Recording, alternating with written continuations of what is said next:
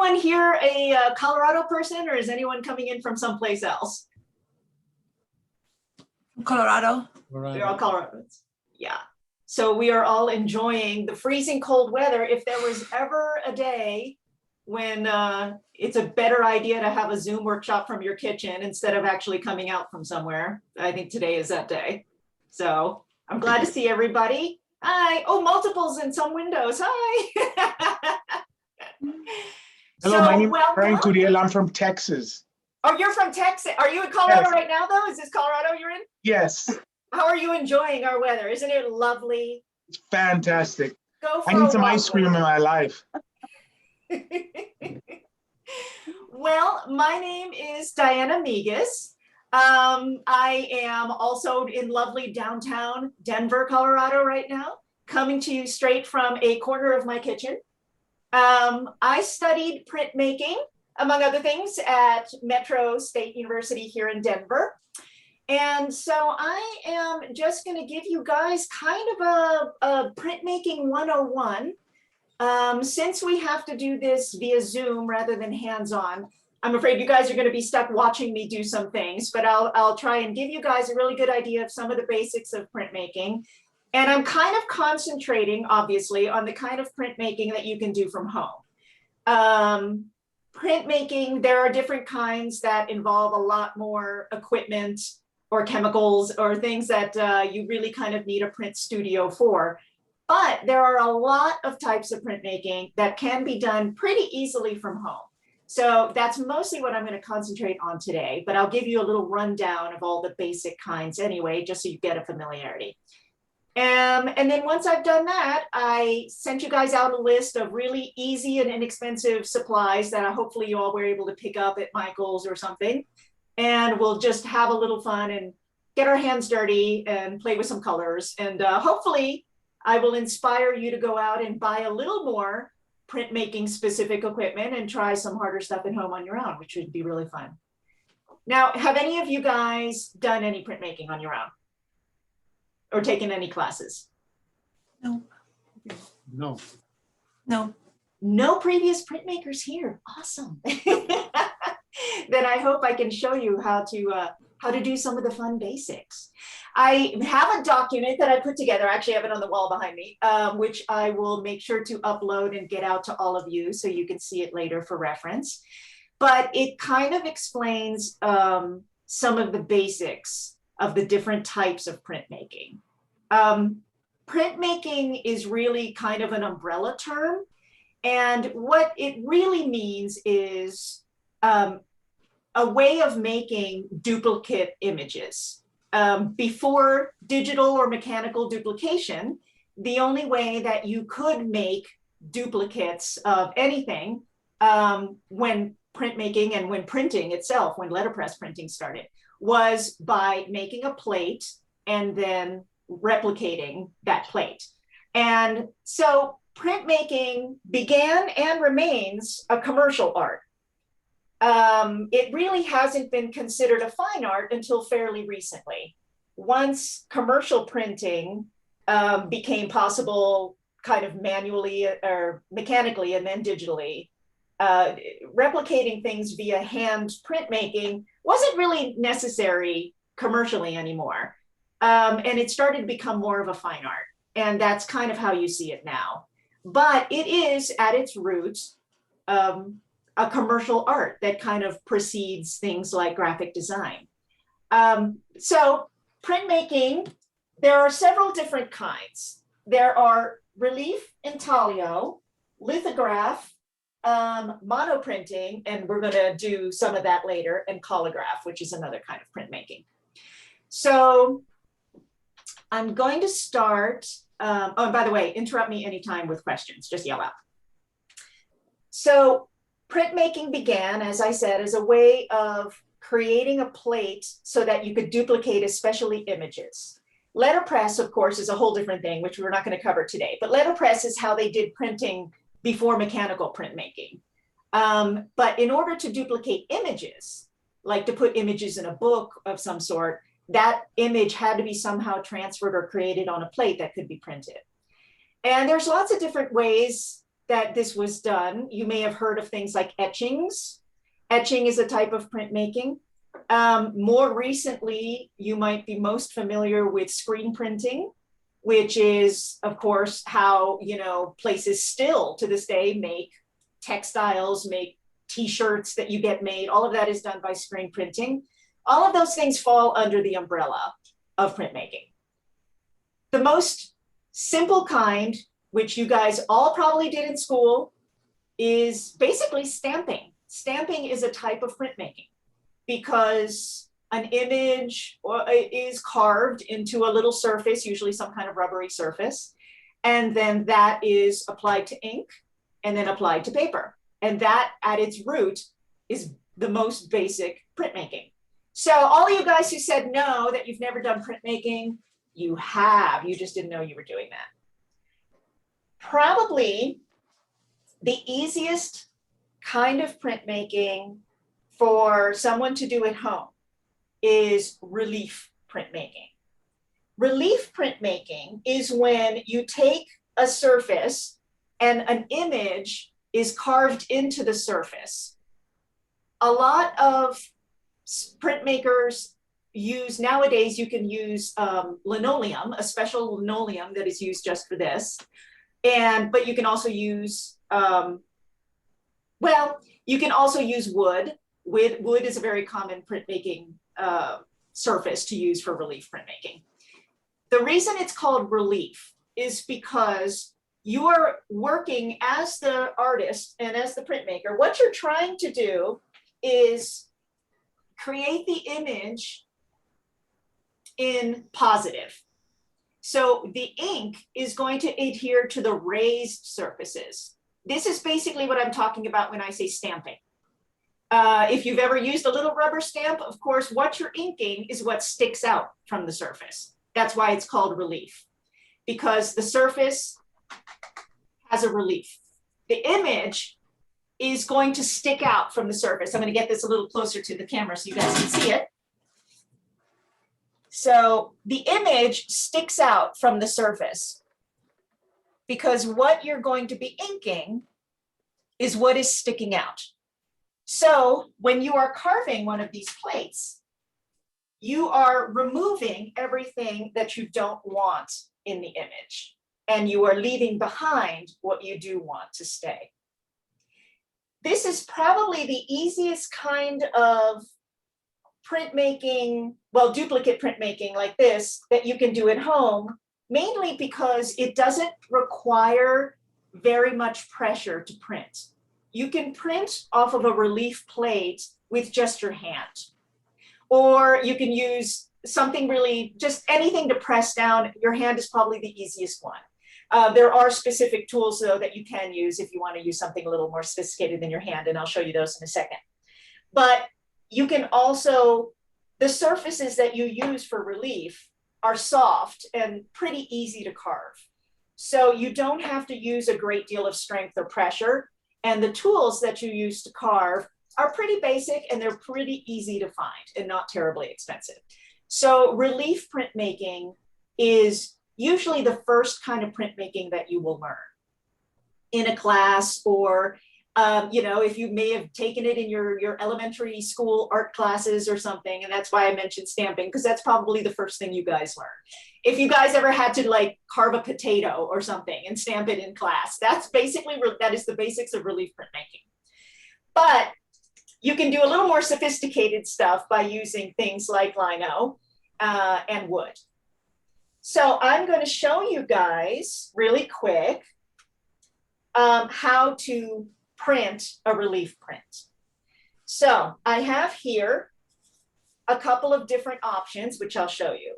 This is the most common kind of linoleum. It's called Battleship Gray, and it usually comes flat like this, very thin, or sometimes it is mounted to wood.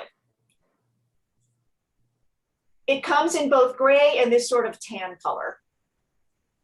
So these two kinds of linoleum blocks can be found, any art shop that carries printmaking supplies will have them. They probably have them, I'm pretty sure they have them at Michael's too. I believe I got this one at Meiningers here in Denver. So these are pretty easy to find. They might even have them at some places like Joann's and any arts and crafts store. There are also easier carved ones, which are really fun, especially for a beginner. So I would recommend you guys find something like this. This is called, well, it's called Speedball Easy Cut. It comes in blue, and then there's another one that's pink. And you can see that this stuff, oh yes, it also comes in kind of a gray. You can see that this stuff is very soft. This gray kind is even softer. This is downright rubbery. As opposed to these guys, which are much stiffer. And then of course the woodblock one, which is completely stiff. So these are good for different things. For ease of carving, this soft stuff is the way to go probably for you guys. It is much easier and less pressure to carve.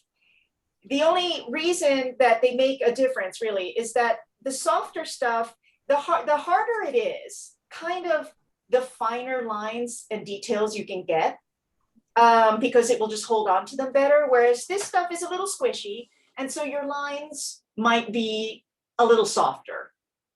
And also, if you're planning to make lots and lots and lots of something, the softer it is, kind of, the lines wear out faster on it. That's not really so much of an issue for what we're doing, because this isn't a commercial printing operation here. I'm not going to print, 10,000 things off of this. So really, to start with, these soft things are perfectly fine, especially if what you're making is art and you're not planning to make thousands of copies off of it or anything. So what you will use on linoleum is gouges that kind of look like this. This is made by Speedball. You're going to get very familiar with the name Speedball if you aren't already. Speedball is a company that makes a lot of art products. And a lot of their art products kind of run across every spectrum. You've probably seen Speedball paints, but they do a lot of basic printmaking stuff. And they're often the most reasonably priced and the most widely available. They also make kits, so that if you just want to get one little kit to try something, you can just buy the whole thing in once. It will come with a little series of ink tubes with already it'll give you a little plate and a little carving tool, all kind of in one kit, if you want to just try something that way. So Speedball is a good company to remember. These guys come with varying sizes of gouges, which are all stored in the bottom. And these gouges all have different widths and depths. And depending on what gouge you use, it will give you different lines, different widths, and different shapes of lines, which you can use to kind of make different designs on your linoleum. So playing around with these things is great fun. And probably one of the most fun things you can do when you're starting out is to just get yourself a block like this and literally just put every gouge in there and just start playing around to make lines. As you can see, you don't have to press very hard. And as a matter of fact, you don't want to press very hard, because then you're going to gouge way too deep. You're going to pull out pieces of your linoleum. Hi. And it's not going to look nearly as nice. You don't actually need a whole lot of physical strength to do this. And this soft stuff carves very easily, and it carves very smoothly. So it's very easy to just cruise along, keep it at a steady movement without varying the pressure too much, and it will glide along very nicely. So linoleum is a very easy way to start printmaking. It's very forgiving, and it's pretty inexpensive. Also, with this kind of printmaking, you're going to want to use block printing ink. Generally, there's both water-based and oil-based block printing inks. Water-based is the easiest to use at home, as you might imagine, because it is much easier to clean up. And again, this is good old Speedball. And Speedball block printing inks are pretty good. And they come in lots and lots of colors. They're not terribly expensive. And like I said, they clean up with soap and water. So this is a very easy project to try at home. I'm going to show you guys, I'm going to print one of these little images here. I'm going to do this one. I haven't printed this one in a while. So what I'm going to do is I'm going to put out a little line of my block printing ink. What you will need, the first basic tool, is an ink roller. This is called a brayer. Now, brayers can vary. They can be extraordinarily expensive if you get really good ones. This, once again, good old Speedball. I got this guy, I think, at Meininger's or possibly Michael's, I'm not sure. But you can get started with a pretty small one. These are hard rubber rollers. The kind of roller will vary on the kind of printmaking that you're doing because the hardness depends on, well, it depends on the medium that you're using and on the plate. For linoleum, a hard one is good. And it does not have to be, you don't really have to worry over much about it when you're getting started. So don't worry too much about the hardness. Just get a basic ink roller like this, a very basic brayer, like you can get at any art supply store. Now, when you lay out your ink, what you want to do is, you'll notice when I'm rolling it out, I'm lifting it. I'm going to hold this up just a little bit to help you guys. Because what you want to do is make sure that the whole roller is going to get covered in ink. So if you just do this, what's happening is that the same area of your roller is getting inked over and over. So that's why you want to lift it as you're rolling it in order to make sure that the whole thing will get covered evenly with ink. You can probably hear, listen to it a little bit. When the ink is ready, it will make this kind of shushy, like sizzle sound. And you will see that now your whole roller is covered in ink and looks great.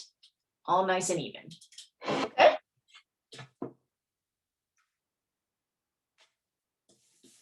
And now I'm just inking over the plate very evenly and smoothly. Again, don't need a lot of pressure for this. Relief printmaking does not require a whole lot of strength or pressure. I'm just making sure that everything is evenly covered. One of the things about linoleum printing is that it is kind of difficult to get rid of everything. So sometimes linoleum printmaking, you will often see, has a little bit of these lines that will show up on the paper afterwards, these little artifacts of printing. I personally like these artifacts. I think they give it personality. Some people really don't. So if I were the sort of person who really didn't, I would actually cut away most of this and leave behind really just the image and then a little bit of surrounding. I don't, because like I said, I actually like the artifacts. It gives them sort of a handmade personality. So now I have my paper, and I had you guys get, and I hope you all did, this mixed media art paper, because this is a good, inexpensive basic paper that we can play around with. If you decide to actually start doing actual printmaking with real printmaking tools, you're going to want to get real printmaking paper. This can be bought. I would go for this to an art supply store like Meininger's or Gyrie's. And they are generally sold in these big sheets of paper. And usually, they can get very expensive if you get super fancy paper, but usually they're a few dollars a sheet, and then you can cut them down to smaller pieces. And they usually have a very high rag content, meaning that the paper is very soft and very strong. And so it will really absorb the ink nicely. But for our purposes, using something like this is completely adequate. to trying out printmaking and seeing how you like it. Now, what I'm using right now, this is called a baron. And as you can see, it is basically a flat surfaced thing with a handle. They come in different shapes and different materials. This is a very, basic one from, can you guess? Speedball. So these are, again, not terribly expensive, but this is a good thing to have when you're starting because it allows you to apply pressure in a really even and broad way.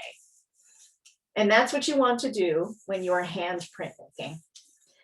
If you don't have one of these and don't want to spend the money to get one right off the bat, which is fully understandable, you can also use a good old wooden spoon, especially the kind that's kind of flat.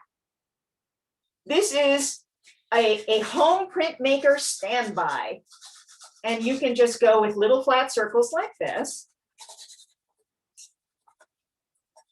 I do recommend if you start doing printmaking and you decide to start using things like wooden spoons, that you dedicate your spoon to printmaking and don't, stir your spaghetti sauce with it afterwards or something. Like if you have this spoon, save it for printmaking, you're going to get ink on it.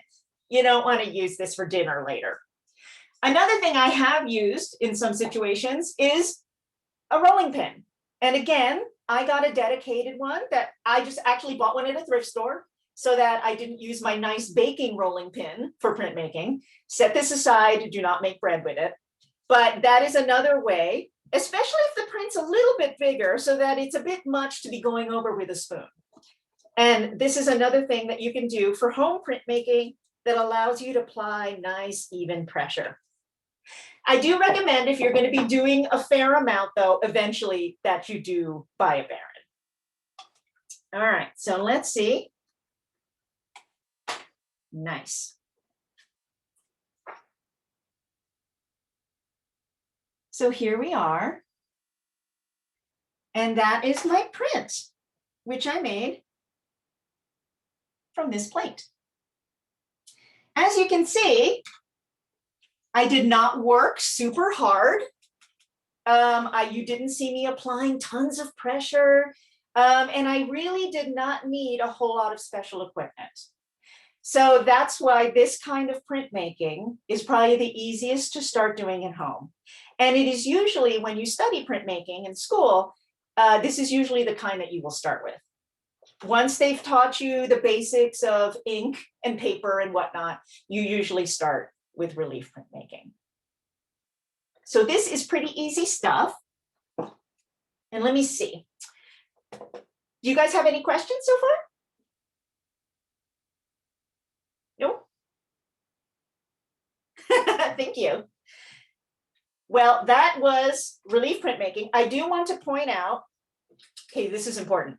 When you do buy yourself one of these little brayers, as I said, they're not super expensive, but they're not $1 either. You don't want to have to buy a lot of these all the time. If when you're using this, do not leave it sitting on the table like this. What will happen over time, especially if you're using softer rubber ones, is that you will flatten an edge from leaving it sitting on tables and things like that. And then when you roll it, you're not going to get an even roll, and you're going to get blank spots in your printmaking. So always make sure that when you are putting your brayer down, that you put it metal side down or back side down, so the roller is not being pressed against the surface. And by doing that and cleaning them right away, especially when you're using water-based inks, because they dry really quickly, you do not want to ruin your nice rollers. Some of these things, if you get professional ones, they can cost hundreds of dollars. So you really want to be kind to your rollers. So that's another one. You can also, at this point, do layers. So for instance, I could, if I wanted to add something else to this. Well, of course, at this point, what you have right now is line art, right? So if you guys do painting, watercoloring, you can go in now and color these things. You can create layers by using multiple plates. And that's something that you can do. It's exactly what it sounds like, actually. you get multiple plates of the same image, but maybe you alter the parts of the image that you carve in. So for instance, I might have one plate, which is this hand, that is going to be the basic lines, and that's usually called the key layer. And then I might have another plate that is just the hand itself without any of these defining internal lines. Maybe it'll just be the whole thing, but just solid. And that could be a color layer. And in that case, you would print, for instance, you always work from the, how to explain, kind of the bottom up. So whatever the most inner layer is, for instance, like if I were doing this as in different layers, I would do the color first. You always do the lines, especially if they're going to be black, last. That's why it's called a key. It is the layer that brings everything together and makes it look like the image that you were going for. So you would have a different color that I would then print on paper. And then I would take that same paper and another layer, and I would ink it. And you have to use registration in order to kind of make sure that it's all lining up correctly. And you would line it up carefully and then print it again. And then when you peeled it off, you would have another color. And you could do this as many times as you wanted. I have seen linoleum prints that have 10 layers. I don't generally myself tend to work in tons of layers because I am an impatient person, but I have seen some artists that work in multiple layers, and they can be incredibly impressive. So another thing that you can do in linoleum is called a reduction print. In a reduction print, you're actually kind of doing it backwards. Instead of building up layers using individual plates, you use one plate and you destroy the plate as you go. So this is actually kind of terrifying. I don't know how artists do this. Honestly, I don't have the nerve, because you create an image and what you're doing is as you go, you carve away parts of your image and print it again. So for instance, usually you start with the lightest color. So you'll start with an image and print it in, let's say, yellow. And then the next parts that you want to be green, you carve away everything that you just printed in yellow. And you leave only the parts that you want to be green now. And then you would put, for instance, blue to mix with the yellow, and it would become green. And then you keep doing that until basically your plate is destroyed and you've created an image. That's called reduction printmaking. I don't have an example to show you because reduction printmaking is not my favorite. I tend to really love to hoard my plates and use them later and mix them together and stuff. So I hate the idea of destroying a plate.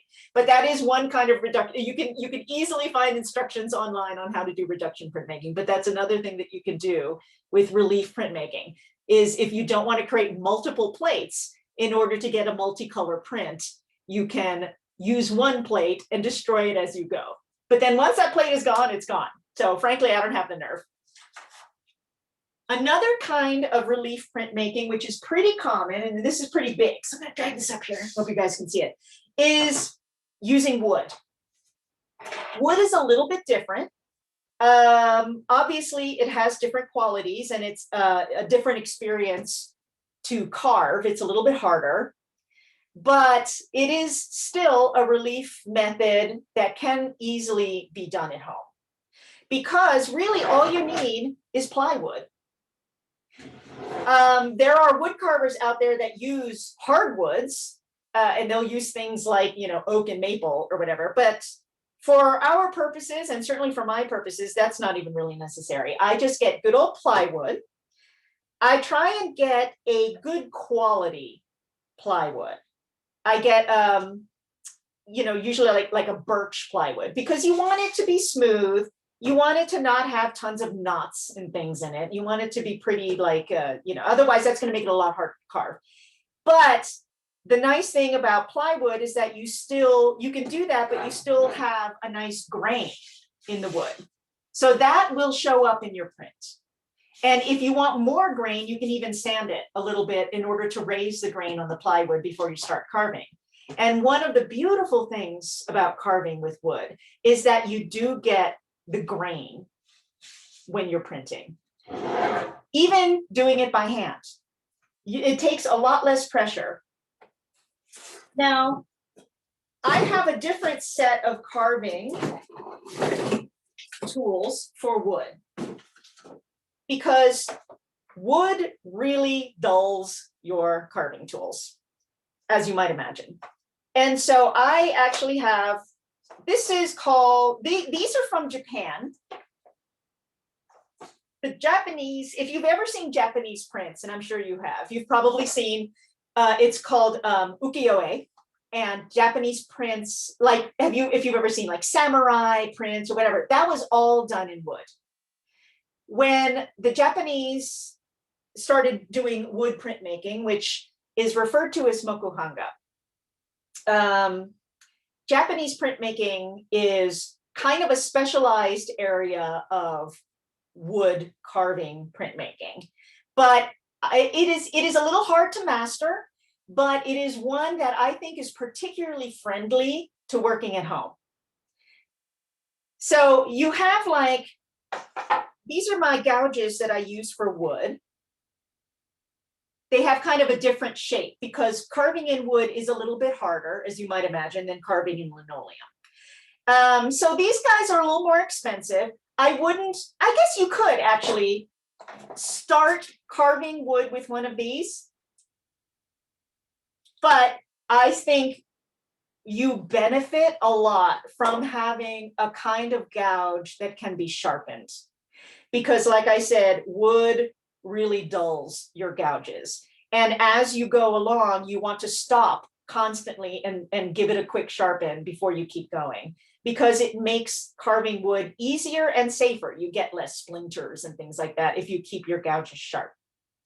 So I think it's beneficial to give something a try. If you just want to see if it, just for fun, you can totally just use this guy in both linoleum and then go out, to Home Depot and buy yourself a nice, better quality piece of plywood and give it a shot with this. It will work. It'll be just fine. But if you want to continue with wood, I do recommend getting a slightly better set of gouges that can be sharpened.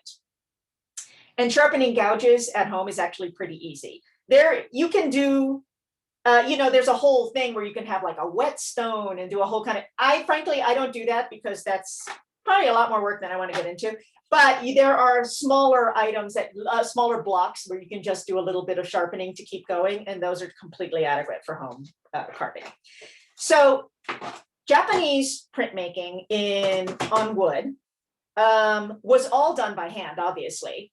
And it's done with water-based pigments that you can use block printing ink, and that is totally fine. It's a little bit different in what you kind of get back in terms of the effect. I'm going to pull out another one here. Let's get one with a good, here we go. Use this one. Because what they used in Japanese printmaking, here we can approximate pretty well using watercolor.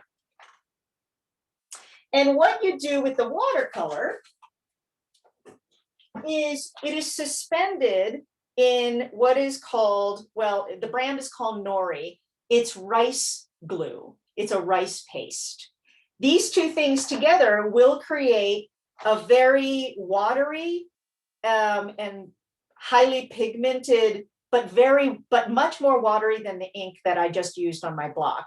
And so that way it soaks more into the wood and you get a lot more of the grain, and is a much softer, let me see if I can find a good example here. Here we go. It is a much softer look. The image will be more watercolory looking, and it will pick up a lot of the wood grain. And so it is a beautiful way of printing, and is so easy. And all you're basically using is watercolor and this rice paste, which can be cleaned up with soap and water. So between the biggest thing you need basically is the gouges. And as I said, if you want to just start out with this guy, you totally can. And otherwise it's very easy. So I'll go into that in just a second. But I'm just going to go ahead and do this with regular block printing ink and show you that doing it with wood is actually pretty much just as easy. The hardest part about printing with wood is just that it's harder to carve because obviously it's not as forgiving as linoleum.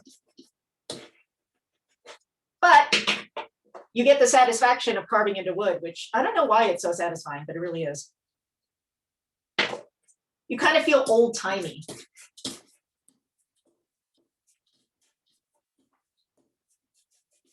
I'm trying to get my ink all even here.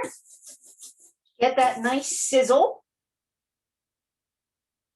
And I'm gonna just apply it the same way. Now, when you're applying ink, don't just go in one direction. Go in a couple of directions to make sure that you get a nice even coverage and you don't get any bald spots in your ink.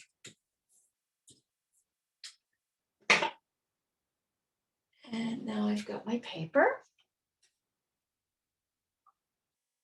I'm going to use my Baron.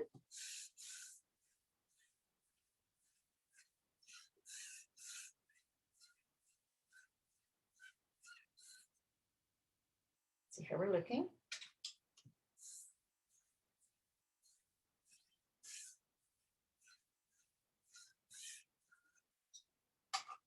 Yeah.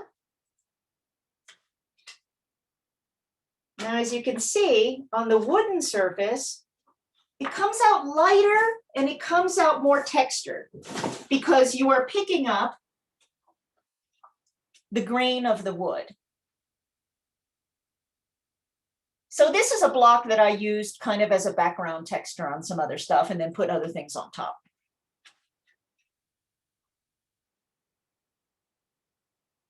Do you guys have any questions?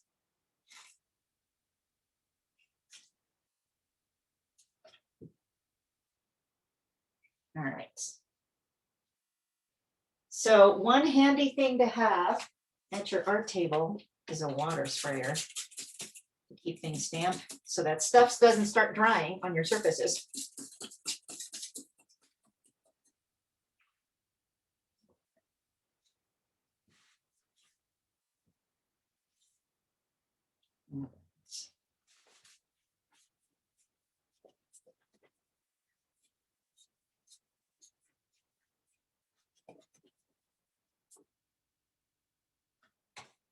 Now,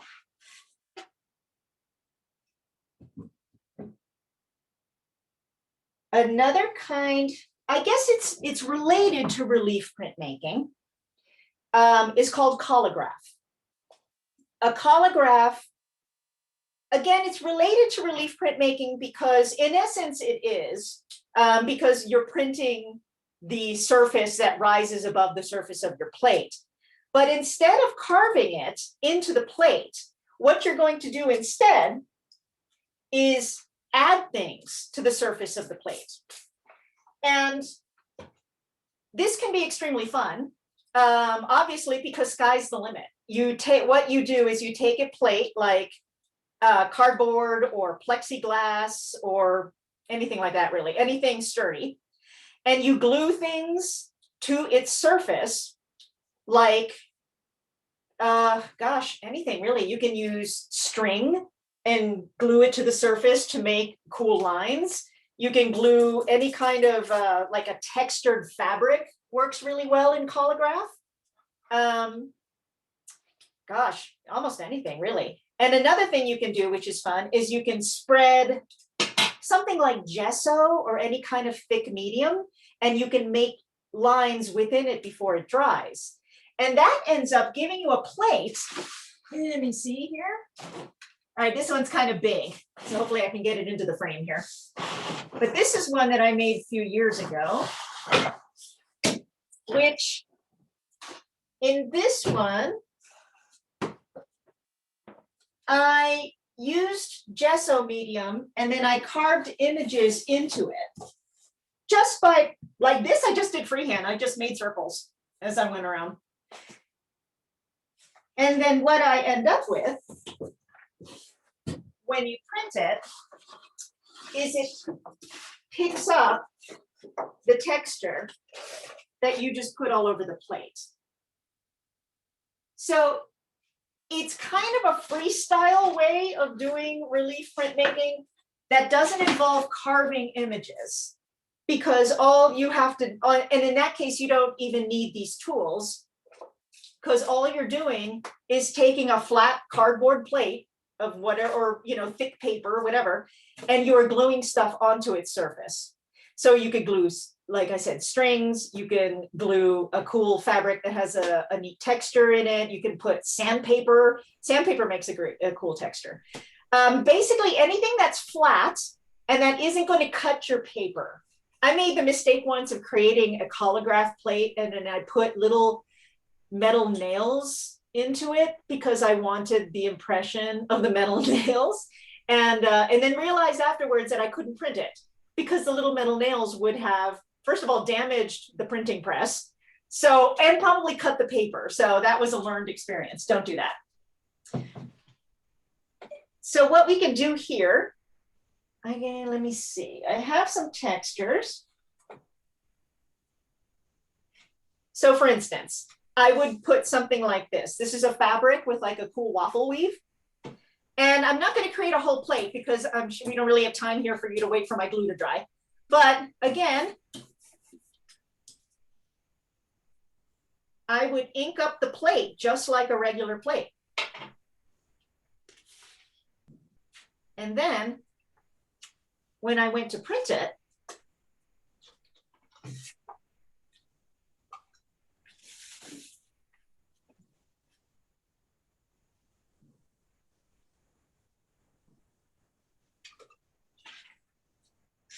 I hope you can see this. I'll bring it up close. It picks up the texture of whatever you put on the plate. So there I just picked up the waffle weave of the fabric. Another thing that you can do, which is also a lot of fun, is you can take string, like just regular white string, and create, like dip it in glue and create whatever image you want and just glue it down and let it dry. And then once you've done all of that and you've found whatever little shapes or interesting things you want to put on the plate, like I have some shapes right here, which are little wooden discs that I have found at Michael's, and I thought they were cool. So you could like glue them onto a plate like this. And what that does is it creates a raised surface without you having to carve everything else away. So anything you find that has a smooth and short, like you don't want it to be too tall. So an even raised surface, you can kind of put them all over a plate, create any image you want, and then ink it and print it the same way you do a relief print. So that is very fun to do at home. Those are called collagraphs. And that you can pretty much make just by collecting interestingly shaped, textured, smooth, anything, whatever you find around the house, and put them on like a piece of plexi is what we used to use when I was taking printmaking classes. We would take a big piece of plexi, roll ink onto it. You can also, well, that one we're going to get into because that's monoprinting. So we're going to get into that in a minute. But honestly, just a piece of cardboard would do. So that is a very easy kind of home printmaking project. And we'll do a little bit of that when we're doing our monoprint at the end. So let me see. The next thing I want to show you guys, it's harder to do at home, but it is one of the big printmaking methods that you guys should know about. And it isn't impossible to do at home either. So I'm going to show you that. And that is called intaglio. Now, intaglio is basically the opposite of relief printmaking.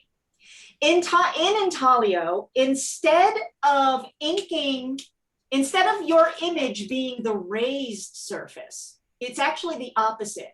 Your image will be incised into the surface, which means that what you're doing is you're driving the ink into the lines of the surface that you are printing. So it's more complicated to do at home because it requires a great deal more pressure. And usually that pressure is best achieved by using a press. But it can be done at home, especially if you're working on smaller pieces. And I'll show you a little bit of how you could do that. The other thing about intaglio, let me see, here's my intaglio plate, here we go, is that you use oil-based inks for it. You need something thicker and a little stickier than the water-based inks that you use for relief. So oil-based inks are better for this. And generally, intaglio was done, and still is done, on metal plates. I'll show you how a metal intaglio plate looks like for traditional intaglio. Usually, like the traditional stuff that you used for intaglio is copper plate. Isn't that pretty? Look how it shines. And here is an example of a copper plate intaglio, and this is called etching. Here's a copper plate etching that I made. And traditionally, copper plate etching is done by using these chemicals called grounds. It is a waxy chemical that you spread, and it is resistant to acid. That's why you're using it. You spread this ground onto the surface of your metal plate. Like I said, traditionally copper, but nowadays people use zinc as well, zinc plates.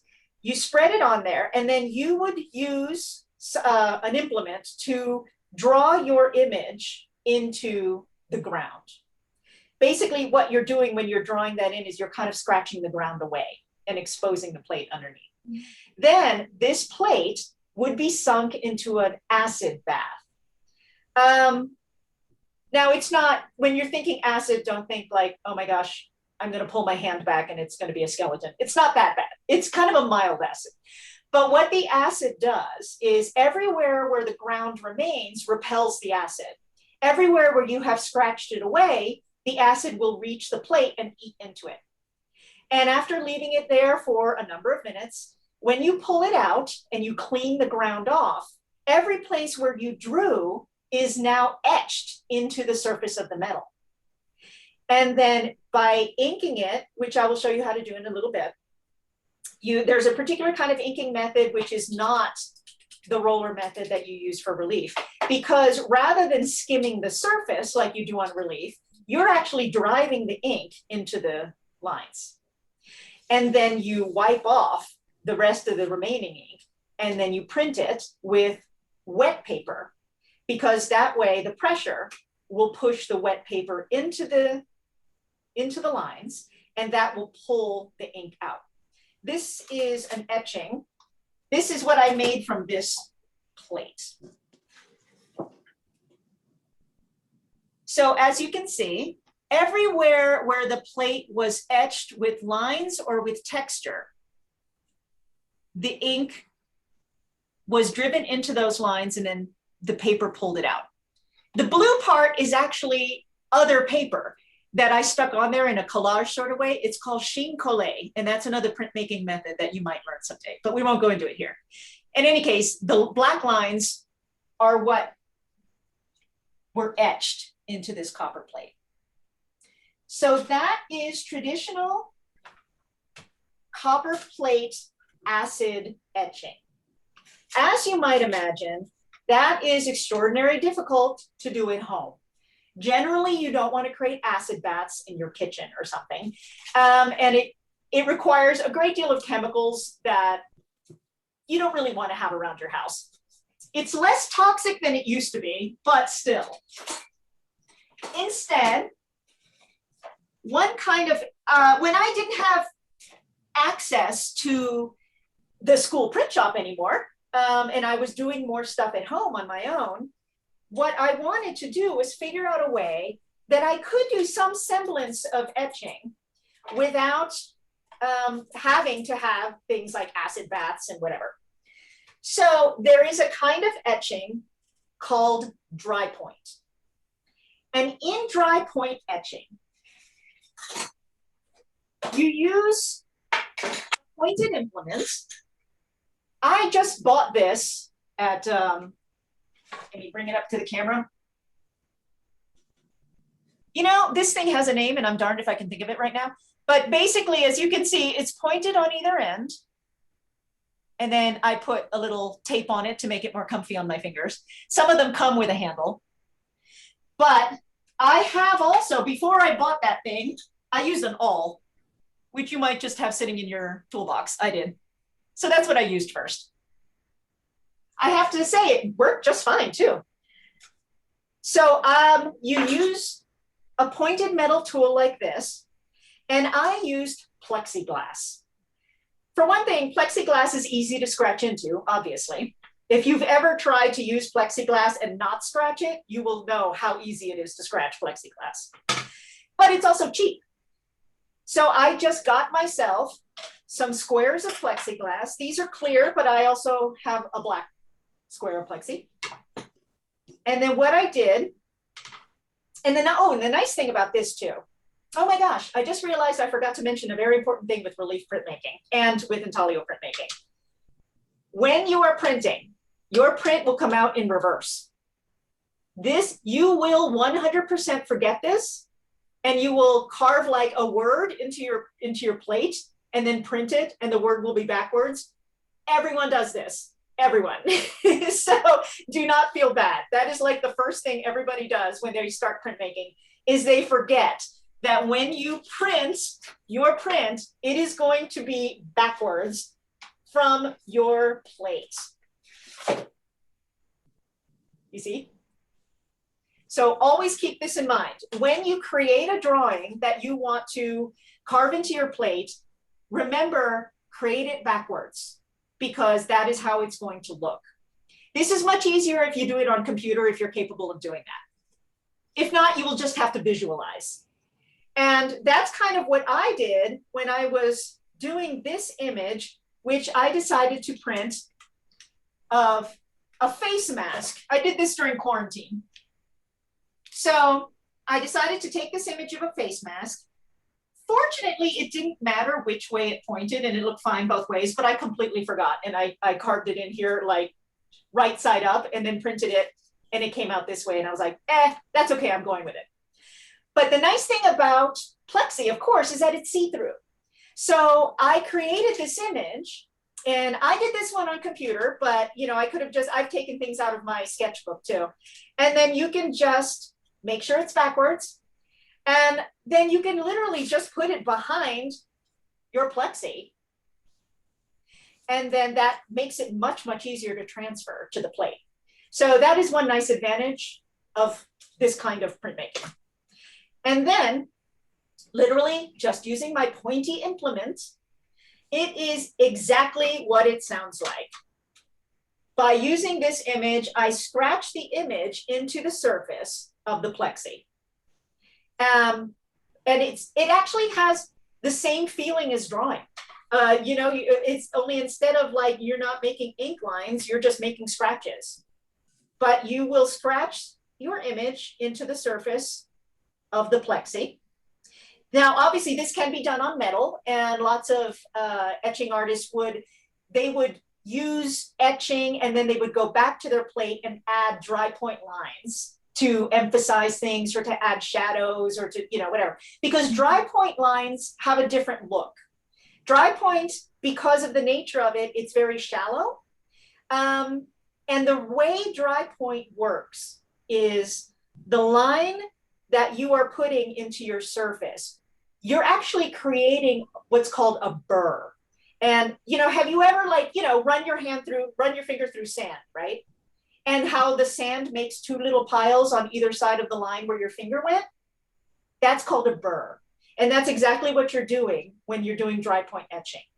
You are creating a burr. Oh, I'm gonna watch the time so you guys have time to play. Okay. You are creating a burr on either side of the scratch that you're making. And that is what's catching the ink. So because of the nature of that, the ink, the line will come out soft and kind of fuzzy. But that can also be a beautiful effect. And a lot of artists, like Rembrandt, for instance, used a lot of dry point etching alongside his acid etched lines to create soft effects, soft and like the lines are not as dark. So because of they're more shallow. And I did this one here, this plexi, and because, it's a nice thick plexi, so you can actually, save a little money too by etching on either side, which is what I did. I did circles on one side. I don't know if you can see it. There we go. Circles on one side and lines on the other. So I actually was able to use this guy twice, which is nice. And then I used both sides to print these. And I'm going to do a quick one because I don't want to use up all the rest of our time. I want you guys to have time to play. But I will do a quick inking just to show you guys how it goes. And I'm going to use, here we go. Here is oil-based ink. And let me see. And stuff to wipe with, because this is a messy process. Here we are. So this ink is called Akua, A-K-U-A. I'm going to make a list of these things for you guys later. And Akua ink is nice because even though it is an oil-based ink, it is a formulation that allows you to clean it with water. Normally you clean oil-based ink with oil. And so you use oil, regular vegetable oil, just like I have a dedicated can of, here it is, my printmaking thing of canola, which I keep separate from my cooking canola. And you use that to clean up the ink. And then afterwards you use water and vinegar to clean up the oil. This allows you to kind of get away with not having to do all of that, because Akua inks are formulated in such a way that even though the ink is oil, it does allow soap and water cleanup.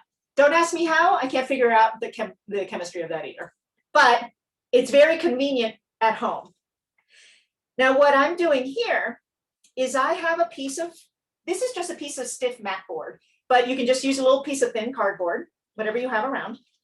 Actually, something that works really well on this is if you have an old plastic card, like you have an old Visa gift card that doesn't have money on it anymore or whatever, those things actually work great. So if you have one of those, just save that, your old library card, whatever.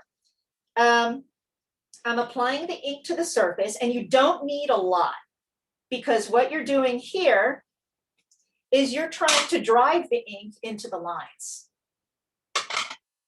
Like so. Yeah. And then, let me see. Hang on a second. I have lost my little rag that I was going to show you guys.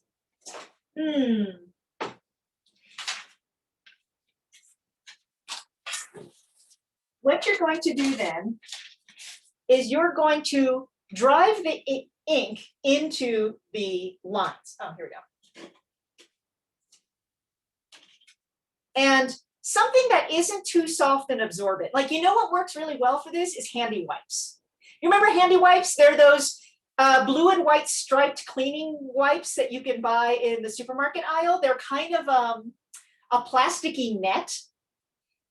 These work really well because if you use something too soft like this will wipe it right out of the lines. And it's too soft, it grabs too much ink, and you don't want to grab a lot of ink. You want to make sure that most of the ink stays on the surface and gets driven into the lines. So I'm right now using this piece of kind of rubbery net fabric, but handy wipes are great. There is a dedicated, like, actual thing that real printmakers use in printmaking studios that you can buy that for this exact purpose. And it's not super expensive or anything, but in the interest of not waiting until something showed up in the mail, I just went out to the supermarket and bought handy wipes, and they were great. So now I just use that. The home printmaker is all about like what you can find in your own house and like at Safeway. Now, intaglio printmaking is one reason why you should totally save up your old phone books. If you still have a few of these, oh, look at this, look what I found under my phone book. My handy wipes. Anyway, handy wipes. Remember these guys? Okay. If you have old phone books laying around, Or if you have friends that have old phone books laying around and don't know what to do, then this is what they are for now. I actually like ask people for their old phone books now, because this is the best stuff to wipe ink off with. It is stiff, but not too absorbent. And that works really well. Another thing that works really well to get everything into the lines is the palm of your hand. This is another reason to use these water-based Akua inks, because boy, this stuff really kind of gets everywhere. Now, unfortunately, this takes a little while because getting these inks off of the surface can take some rubbing.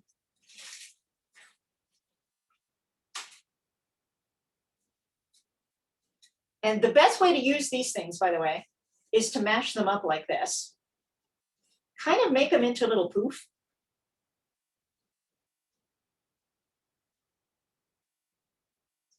Kind of make a little puff.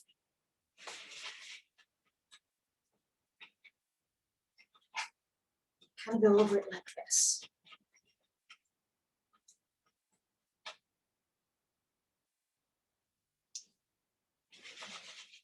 Now this is going to take a minute, so talk amongst yourselves here. And you don't want to overwipe, especially with dry point, because like I said, these lines are extremely shallow. And so if you wipe too much, you run the risk of kind of just wiping it off completely.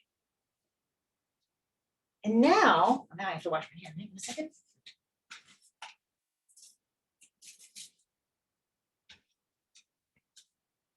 When you print intaglio, you want a wet paper. And it's not going to be soaking wet, obviously. That's not going to do any good. What you can do with paper, printmaking paper, is put it in a little bath of water, just in a pan. And if you're using proper printmaking paper, that stuff is pretty strong and it can stand being wet for a while. So, don't leave it for hours and hours or anything, but put it in there before you start inking. Then when you pull it out, I lay it on a towel and dry it out.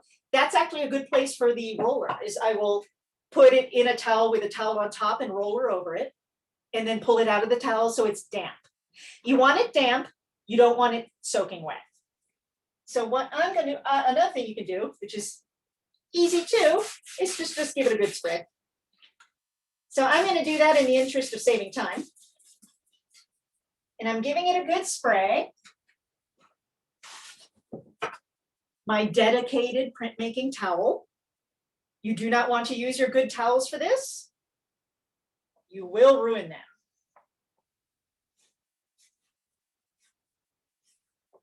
Blot it dry a little bit.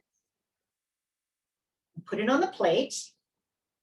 I'm going to put another piece of paper on top of it, because when you rub wet paper, you can rub it like apart, and you don't want to do that. Now, this takes a fair amount of pressure. It takes way more pressure than the relief does. So in that case, you can use a couple of different things. I have this thing which is called a burnisher, which is not actually for this purpose, but I use it for this purpose and it works well. It's like a curved tool with a very broad base. And I got this too at Meininger's. Or you can use this extremely expensive and hard to find tool. Yeah. Again, don't eat your morning cereal with this. If you're going to do some printmaking, dedicate a spoon to it. And I'm going to see. I'm not going to do this whole thing because that'll take a little while. So I'm just going to do a little bit of it to show you. I've got my finger in the bowl of the spoon to give it extra pressure. Or the thumb actually works really well. And can you guys see? Let me get the junk out of that. There we go. And this is all I'm doing. This is I'm applying pressure. I'm trying to stick to where the lines actually are. Rather than, wasting so much energy going up and down the whole plate. That's not necessary. Just kind of go over where you can see the lines are. Now, this is going to be a messy one. Please don't judge me, because I'm doing it quickly for you guys. But this is basically the exact process that I did in order to do that print that I showed you guys. So that is the same process that I did to create this print right here.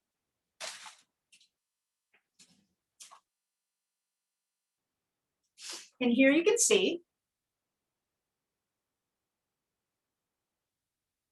And that is called intaglio. And dry point intaglio is a kind of printmaking that you can easily do at home. It's best, like I said, for smaller things like this because it does require quite a bit more of your elbow grease. And it's going to create fuzzier lines. But if you like line work, if you like drawing, then this is really for you. Because unlike linoleum, you have to create kind of broader strokes in linoleum, because you're carving. And so, you can't really do super fine lines when you're carving stuff away. You can, however, do pretty fine lines when you're doing intaglio. So if you are a drawing sort of person and you love to draw, this might be a thing that you might want to try. Are there any questions? We have about 20 minutes left in the workshop. So I am going to say, let's break out our stuff. Everybody take a minute and go gather up the things that you guys brought for the workshop, and I will do the same. And then let's gather back here in like 2 minutes, and we're going to have some fun, okay?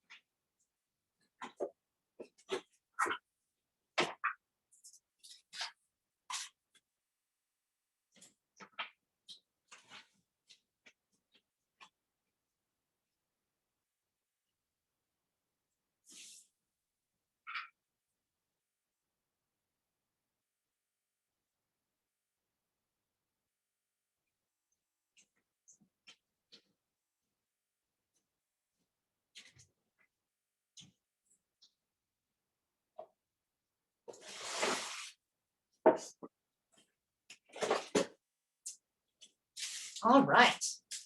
Is everyone back?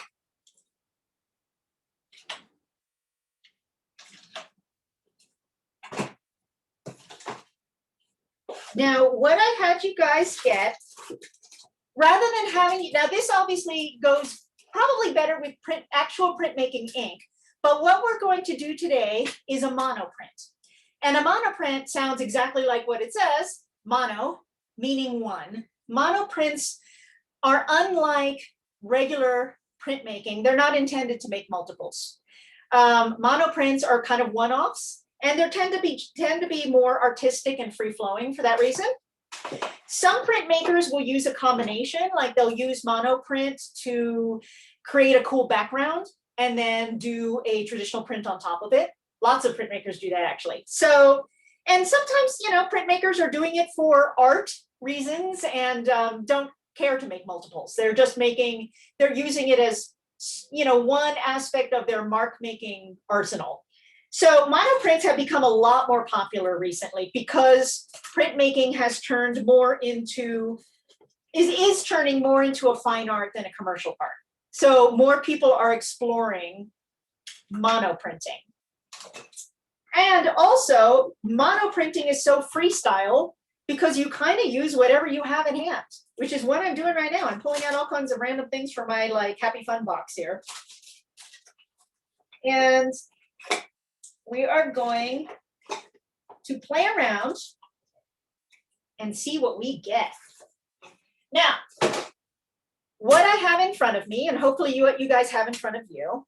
Ooh, who made the gelatin plate? Call out if any of you guys made the jelly plate. No jelly plate. Oh, you guys. What's that? I bought one. Oh, you did? No, that's perfect. because I have one too. I bought one and I made one just to show you guys like the possibilities. Jelly plates are super fun. You're gonna like those. But I have, what's that? We made jelly plates. We're trying to show them to you. You're Yeah. Yay! Oh my gosh, you took it out of the thing too. Mine is still in my pie plate. Oh my God, you guys, that's hilarious. It looks like you already played with them too. We did, yeah. Yeah.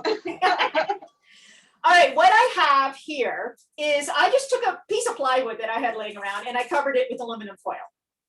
So I'm gonna fool around a little bit on both. I'm gonna show you guys my jelly plate, hang on. Now, I didn't actually take it out of my pie plate. You guys are brave. I was afraid I was gonna break it. Wait.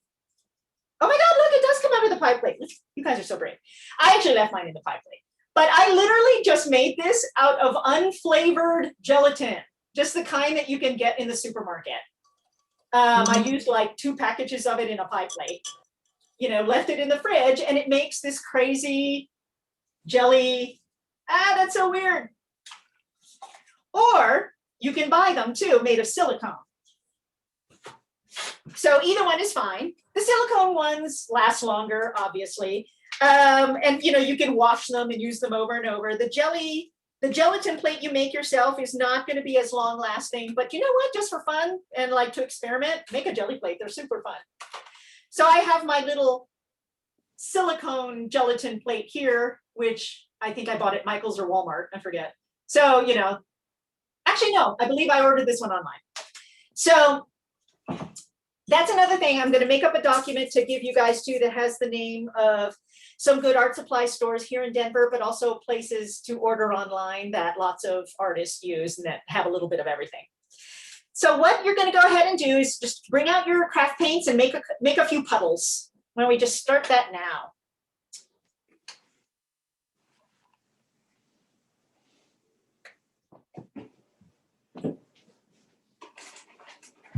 And may I ask you, I did not get to the store, so I don't know what paper would be best. Like, Well, I mean, I have for art the, paper, I have other, just grab any old paper. It's fine. Okay. I mean, you're not, we're not going for museum quality prints here. This is just fun.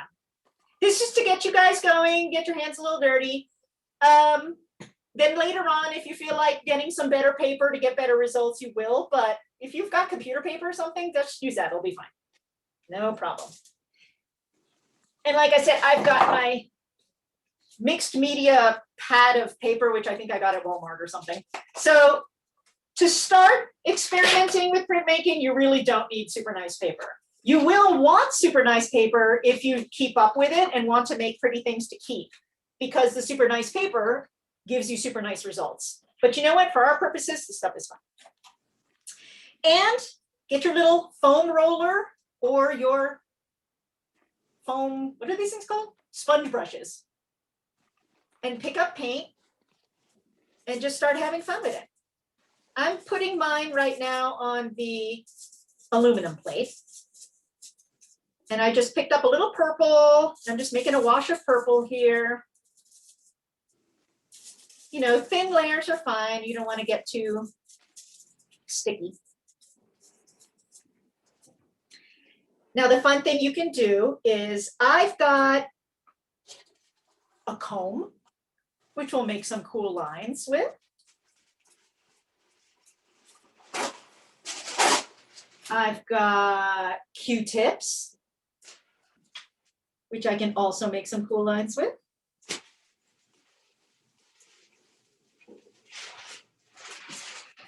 If you have stencils, you can use that on there to put another color paint through to get 2 colors. I have like this little foam ladybug that I'm going to press into the surface to make a cute shape.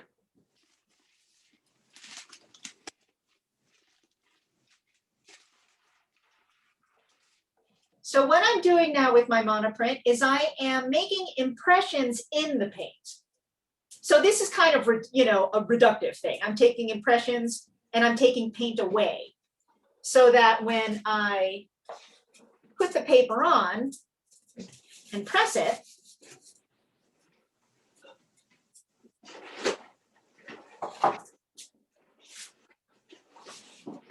paint is being taken away, and so it's making kind of negative marks on the paint. But you can also put layers on top. So I'm using a stencil here.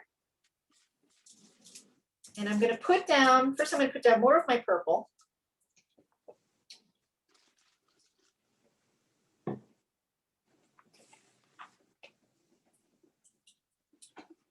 don't think that's what I'm supposed to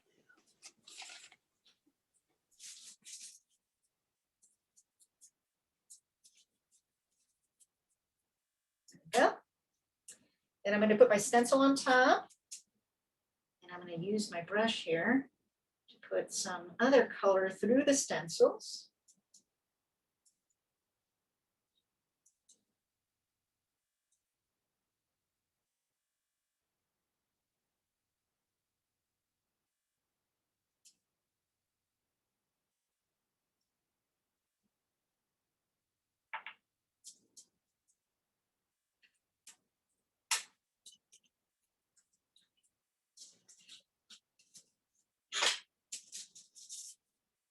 Go.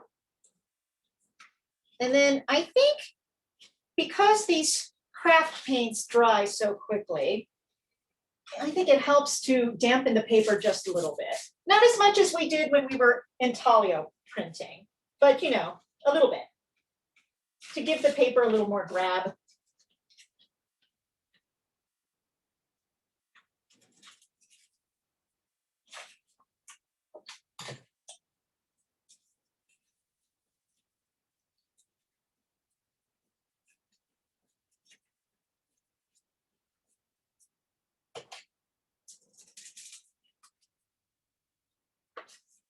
And I end up getting something like this. And the more you play with it, and here's the fun thing about doing these plates, by the way, is that I like to not clean the plate in between layers, because then the more along you go, the more complex it starts to get, because you're just sort of piling. And that is the fun thing about mono printing, whether you're using a plate or if you're using a jelly, is that it tends to be very colorful and kind of anarchic. It's a little crazy. Like, that's the fun thing about mono printing, is that it's more painterly and more akin to play than regular printmaking, which of course, like I said, has its roots in commercial printing. So it's a little bit more regimented and you're kind of going for a specific effect. Whereas in mono printing, especially this kind where you're just kind of playing with, you know, ink and paint on paper and on a surface, is you kind of like are not really sure what you're going to get every time. And that to me is like 50% of the fun of mono printing. If you are a more randomly inclined individual like me, you'll probably enjoy this. So what are you guys coming out with? Anything cool? Oh, you all have your video turned off, so I can't see your efforts. That's cheating. Ooh, I kind of came out with like a watercolor thing. I'm going to try the jelly plate next. Now the jelly plate. Christella, that looks awesome. Ooh, that looks terrific. What did you do with to make the circles?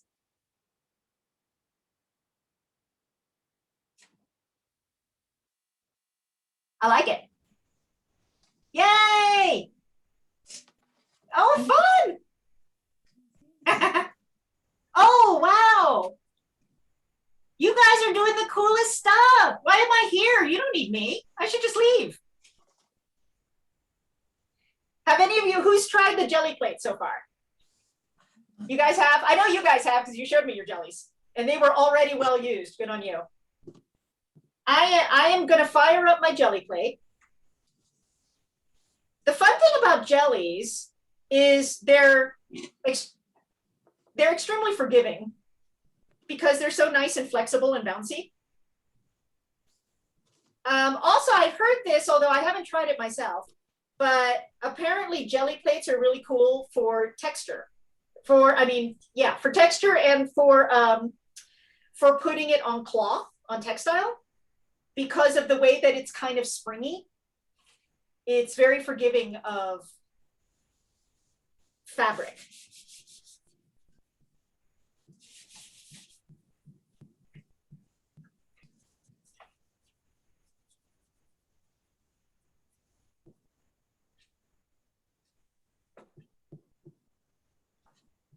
And also, I think it's because of the way the jelly is cushy and you can really press into it. I find it's easier to pick up solid blocks of color off of it. Like even without wetting this, it picked up almost all of the paint off of the jelly. So you can get kind of, I don't know, deeper colors or something using the jelly than using a solid plate. So jellies are really fun to try, and I encourage everybody to give it a shot. Is that a bird or a raven or that's kind of That small? looks terrific. That's Yes, it's a bird. a bird.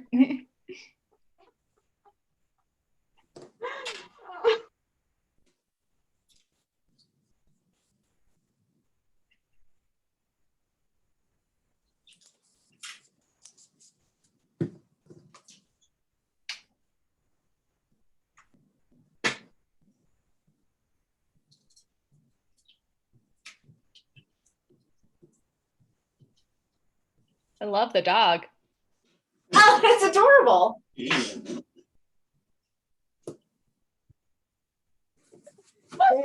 it's embarrassing. Oh my gosh, look at that. Well, I think I know who should lead the next one. Dang, what do you need me for?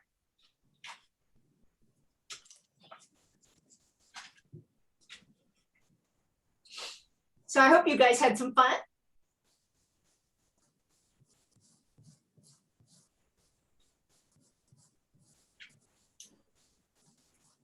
We've got about 8 minutes left to the workshop. So if anyone has any questions or comments, now is a good time. I will be sending out a follow-up email with just a little bit of information, a survey that you are welcome to fill out. And I'm going to include Diana's email in that email as well. So that way you can reach out to her if you have any questions. Yeah, 100%. I will be sending this recording to you all on Monday because it takes a while to buffer and load.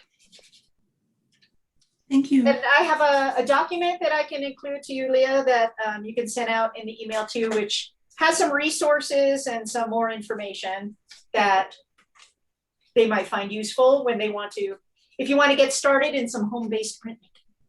Perfect. That'll be great. I have a question about what the one you had in the first print that you did with the hand and you did the earring. How do you make multiple ones so that you can have?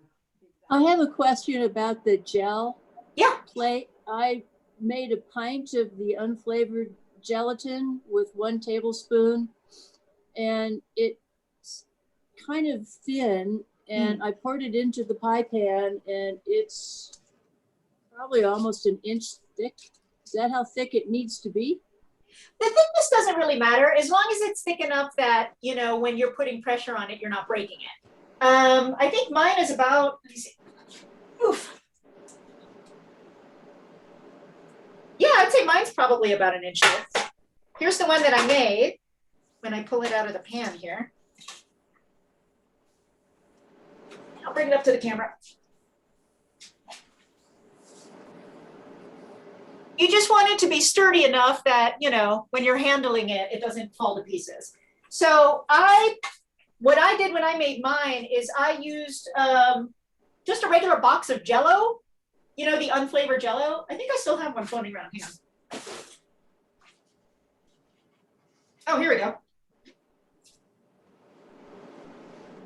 And so one of these boxes has 4 envelopes in it. And I used 2 of these boxes. So I used 2 of these, which is 8 envelopes, and then just follow its directions. So what is it? 2 cups of water for each box. So I made 2 of these boxes. And I poured it into this pie plate, and that resulted in this. And so All you want to do is make sure that it is dense and sturdy.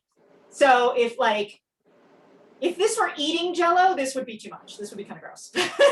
But you want it to be like kind of on the dense side of Jell-O. and then leave it overnight in the refrigerator? That's what I did, yeah. And this has actually been in the fridge for a few days because I made it a few days ago. So I gotta tell you, it's kind of improving with time in the fridge. I think normally how Jell-O starts to dry out and get kind of gross when you're eating it.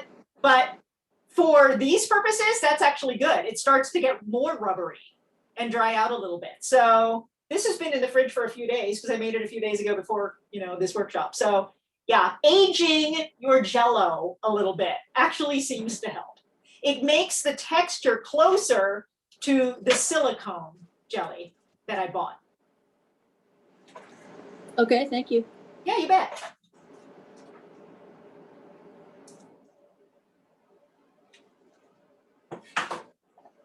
I've been warning my daughter against placing things on top of the Jell-O for days. I'm like, don't harm my jelly. I have a purpose for it. Did you guys have any other questions about the types of printmakings that I showed you? I will send you guys a list of basic printmaking implements to buy if you want to take this to the next level and try some relief or intaglio printmaking at home. And I'll give you a list of kind of the basic stuff that you can start with to kind of get going on that if you want to give it a try.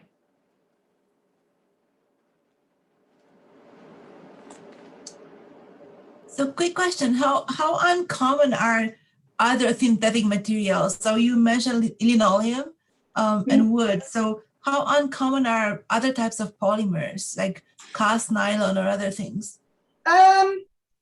What was the example you gave? The what? Cast nylon. So cast nylon.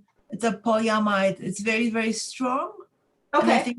So I was wondering. Honestly, with relief, if you can carve into it, you can use it. I mean, there's been people that use found object relief, like a piece of tire, and they just use that, you know what I mean? So if you can carve into it and ink it, you can pretty much pull a print from it. So you could, you could use, like I said, plywood, any kind of, MDF is a little hard, and you can use MDF, but boy, will that dull your thing. So you'll have to keep sharpening them, but you can use MDF. Basically, as long as you can carve into it, you can print off of it. I say linoleum and wood are the most common because wood is just a traditional material that's been used for a long time for carving. But also linoleum, now the linoleum you use as an artist is specially made for that, but when artists first started using that earlier in the 20th century, they were using regular old linoleum, like the kind you lay on your kitchen floor. Mm-hmm. And some artists still do. They still do, but linoleum now is a plastic, which is really hard to cut into. So what the artists who originally came up with linoleum as a medium started using it, they were using the old linseed-based linoleum, mm-hmm. which you could carve into more easily. Nowadays, the thing we call linoleum is not actually linoleum, it's plastic. But I have actually heard of some artists who still will find like regular kitchen linoleum and use that. But you kind of don't have to. I think that would actually make it a lot harder on you than it has to be.